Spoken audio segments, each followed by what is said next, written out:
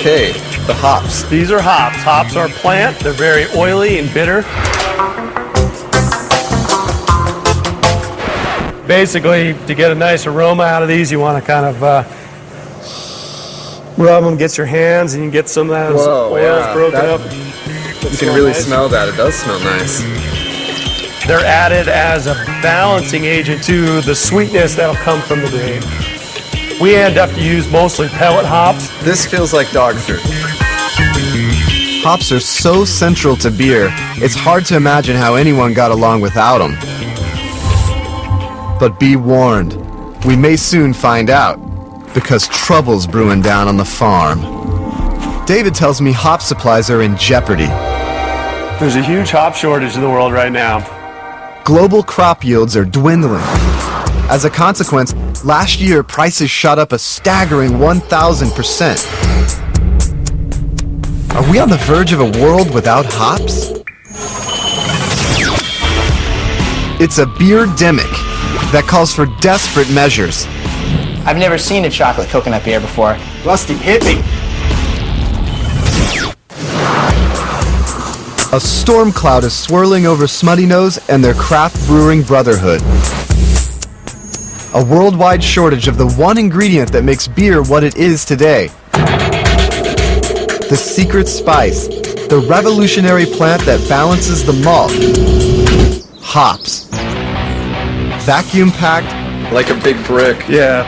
Pelletized. You need the blade? Yeah. Nice. And in dangerously short supply.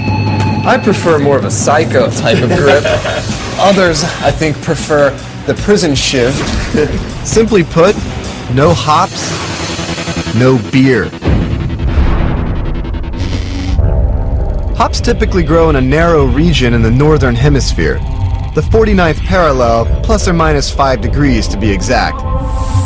But severe weather and years of farmers switching to more reliable crops like corn for biofuel have wiped out harvests,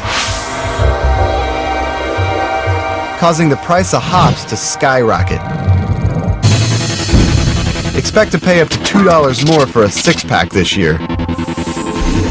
For craft brewers like Smutty Nose, the emergency is even more dire because their specialty beers require more hops. What type of beer is this going into? We're making a double IPA, an Imperial IPA called Big A IPA. All right, so that's pretty hoppy, right? Yep, absolutely. Okay.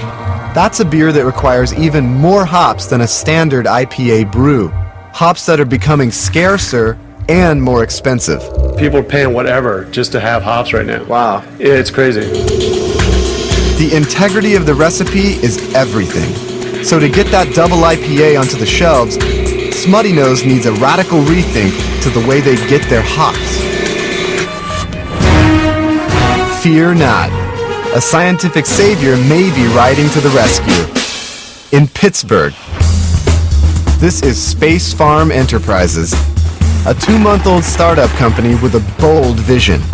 Meet Nick, Jason, Steve, and Heath. These Fantastic Four are forging ahead to save the beer world with Hydroponics. Hydroponics is using water and nutrients to grow plants, taking out the soil. Instead of soil, these hops grow in clay pellets, where they're sprayed with nutrients. Well, I guess you could say it's an idea that no one's really thought of. We're trying to produce a better hop, something maybe grow it a little bit more efficiently, not have to spray pesticides on it. Hydroponic hops have another advantage, because even if new fields can be planted this season, the hop takes 2 to 4 years to sprout the cones used in beer. But that's not an issue here, thanks to cloning. No, not that kind of cloning. This is a fully rooted and cloned plant. The hops are cloned by clipping a piece of the vine off, then sticking it in a cube where a nutrient solution stimulates root growth. You know, we call it Space Farm for numerous reasons, and one of them is, someday we're going to need beer on the moon. If they keep working round the clock, and if their $500,000 hydro experiment works, they'll harvest their first hops in 4 months. I mean, we have big dreams for the place. We see hydro hops all over the country. The hops market won't know what happened when we're done. hydro hops may give craft breweries a viable plan B if the worst comes to pass. Back at Smutty Nose, our hop-heavy double IPA is halfway through the brewing process. We started with the barley and filtered it into this sugary liquid called wort. It's all been transferred to a massive kettle, heated up until it's ready for our key ingredient. Now importing the hops for the Big A. These hops boil for about 90 minutes straight. There we go. And this is where the magic happens, when the hops release their flavor and aroma-producing oils into the beer. Now it's bubbling. You can see the hops floating up to the top and then getting sucked back down. This looks like the surface of an alien planet. Ow! Maybe I ought to close. But there's one final touch needed to turn this bubbling boil into beer. Water and barley form the base. Hops round out the flavor. But where does the buzz come from? So what's next? The next ingredient is yeast. Here's a jar of yeast that we've sort of collected. Yum. That's right, ladies and gentlemen. That long-awaited guest of honor that spikes the beer bowl. Yeast, a single-celled fungus with an unquenchable sweet tooth. Inside the fermenter, yeast consumes the sugary wort, releasing two byproducts in the process, carbon dioxide and alcohol. Once the yeast finishes fermenting, the brewer filters it off so it can be used again for future batches. The final product? A fermented beverage for the ages. Beer. This is where the put the hand in handcraft is. The guy behind me, they actually call him the Beast. He's the best one here. He can go like this for hours. Beer does not get any fresher than this. It was poured 2 seconds ago. This guy is putting the bottles right in that box, and it's going to be in a store tomorrow. In the big picture of beer making, you have your huge brewers, and then of course, your craft brewers. The 1,400 craft brewers in the US, like Smutty Nose, make up the fastest growing segment of the beer industry. While the craft brewers are the perfect size to see how beer is made, you have to go even smaller to really see how brewing beer is being transformed into an art. It's happening well out of the spotlight.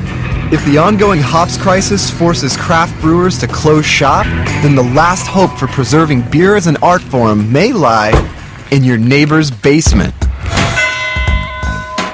Hey, Daniel. Russ. Come on in. All right. Meet Russ, real estate lawyer by day, brewing artist by weekend. Here's my home brewery. Wow, so this is where the magic happens.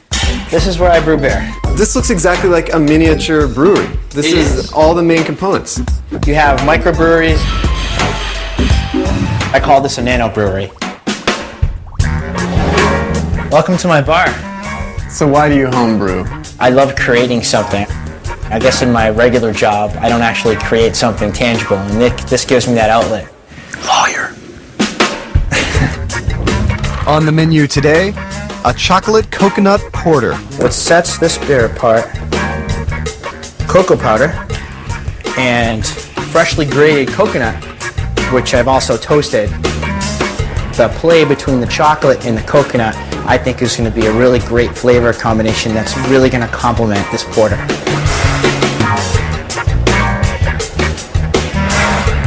Rusty, hit me. I've never seen a chocolate coconut beer before, and one of the beauties about homebrewing is that we can make different flavors that you can't really find on the open market. So if I want to taste something like this, I have to make it myself. All right. Cheers. Cheers. That's a tasty homebrew.